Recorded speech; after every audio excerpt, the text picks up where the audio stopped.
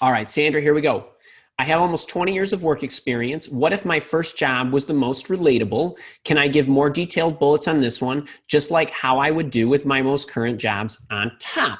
So great. That's a phenomenal question. The one really sweet thing is there's a couple of ways to cover that. So I always like to do this. Let's bring the question back because there are some of you that maybe like Sandra, or you might have 20 years of experience and a lot of it is relevant, but say the first half was in healthcare and the second half was in financial services, but you want to get back to healthcare. You're all dealing with the same kinds of things because your most recent experience might not be in exact alignment with where you want to go. So the sweet thing about the way I like to lay the resume out is in the career profile, you could highlight more of that. So up top, remember, that's the first thing they're going to see after your name.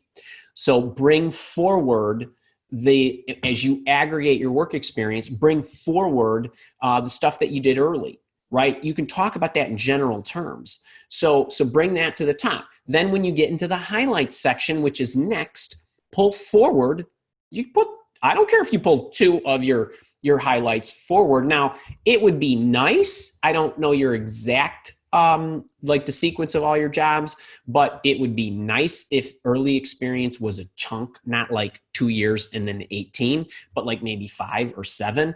And then you can pull a couple of those highlights forward. And then what you might do, I don't love it, but you can have 4 highlights instead of 3, and then, kind of mix them up. And then maybe you can put them in reverse chronological order. Remember, the highlights can be sequenced however you want.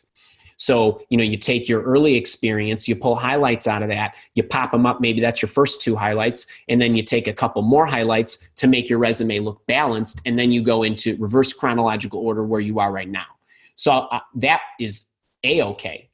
And if you want to have, say, 4 bullets in, down at the bottom and the others have 3, or maybe you even have 5. I don't love that. I like 3s. I love 3s. Now, don't say, well, Andy said I only can have 3 bullets. It's not what I said. I said I like 3s. I don't love when I get a resume and there's 10 bullets. I'm not reading them all. They're not all created equal. And if you got 10 bullets, that means you probably didn't package up what you're explaining and sharing in its most marketable format. And you're not doing yourself any good by having that many, because I'm actually not going to read that. I'm going to glance and I'm going to move on to the next one. And I'm going to pick and choose what I want to see at your next job and so on. So it's not like we read a resume from top to bottom, left to right, and we read it all, and then we spend all of our time on the first page, right? We spend the most time in the top center, up top half. Then I start zipping down. Then I want to get a sense of what you did. And then I want to get a sense of your evolution. And I want to get a sense of what you did at each company. But I won't read it all. No one will. It's not personal to me or you. But they're skimming. But if you got 10 bullets, what's going to happen is I'm going to read your where you worked, kind of what you did up at the top, and then I'm going to go and I'm going to sweep down to the bottom. So remember that as well, that within the sections, it's important that the most powerful points are up at the top. So if I see this person was the customer service manager and managed 50 people in this area, focusing on these things, that gives me a lot of insight. Okay. Now I just want to know that what you were doing was impactful. Oh yeah, there were improvements there. Great. I'm going to come back to that. And I'm going to go on to the next. Did this person go up the chain that way? So just keep that in mind. That's really important, that not all the resume real estate is created the same. There's actually some things on the second page that get more weight than things on the first page.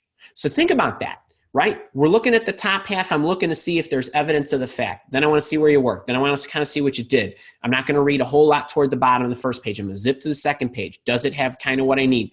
Is there education, or do they have a robust volunteer section or whatever? And now I'm reading and I'm bouncing up and down on the second page. It's wacky, but this is what's happening. And then I'm looking at the different companies, and then what did you do at each company? Not reading in full, but getting a sense of, oh, that person was a developer. Then the person was an analyst. Then the person was a designer. Oh, okay, I'm getting the evolution. Cool. I don't really care what you did in the beginning. So, you have to keep that in mind. So if your early experience is the most relevant, pull it way up to the top. Give me the goods up top, and then I'll find it. I will. So I hope that helped. I hope that gives you some, really good perspective. It's really kind of weird how we do this, but it is the way it is.